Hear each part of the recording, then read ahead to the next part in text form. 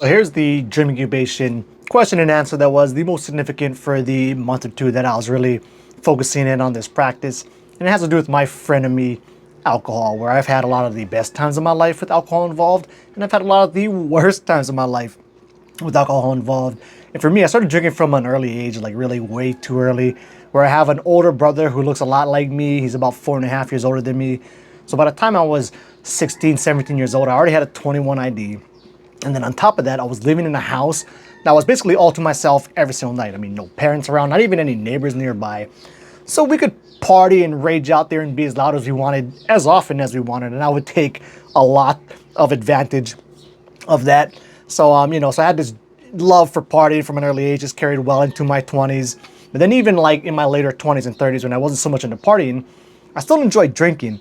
And so it's not like I'd be drinking like every night in perpetuity, but I'm very like routine and habit oriented. So like if I got into the routine of coming home from work and grabbing a bottle of wine or a 6-pack of beer or something from the store, if I did that for like, 4 or 5 days straight, it would just carry on for like, a month or two until something came up that happened to break that routine.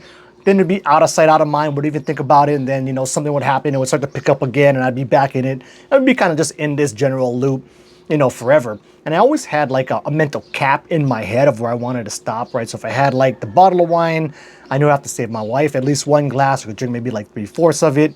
If I grabbed a 6-pack, I wouldn't grab more than a 6-pack because I could easily blow past it if I did. If I could stretch a 6-pack over like 2 nights, that would be ideal.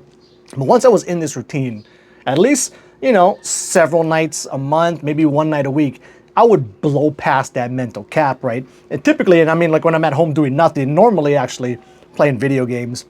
But so it's kind of just in that routine forever. And I never really cared actually to stop it either, right? And then anyway, so about 7 months ago, I was already a few weeks into, not drinking routinely most nights already. And I was focusing on this dreaming stuff. So one of the nights I posed the question to my dream, like what's one area of my life that I could improve? So it didn't even have anything to do with alcohol. And so this is the dream that I had after posing that question.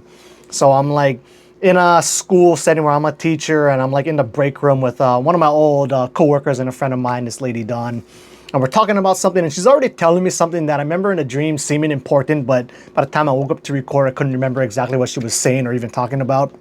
But then as we're talking to her, there's this other teacher that wants to see me and he's like the science teacher. So then the scene changes and I'm like entering the science classroom and the teacher is Oscar Isaac of all random people. And he wants to show me something on the desk. And so I come over to the desk and look at this table and there's this like little bottle, like kind of like a toy bottle, not even necessarily like an alcohol bottle or a wine bottle, just a bottle, right? And then one side's kind of flat and it can sit without rolling.